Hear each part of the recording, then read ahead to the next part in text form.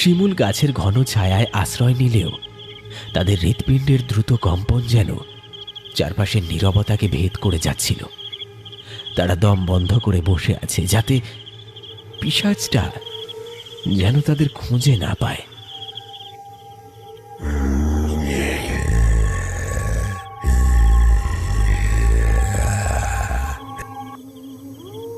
কোথায় পালাবি তোরা? তোদের ঠিক খুঁজে বার করব,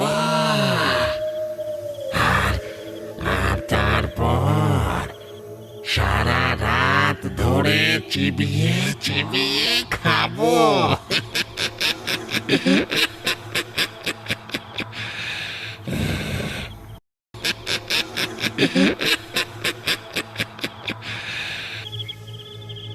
শিমুল গাছের ঘন ছায়ায় আশ্রয় নিলেও তাদের হৃৎপিণ্ডের দ্রুত কম্পন যেন চারপাশে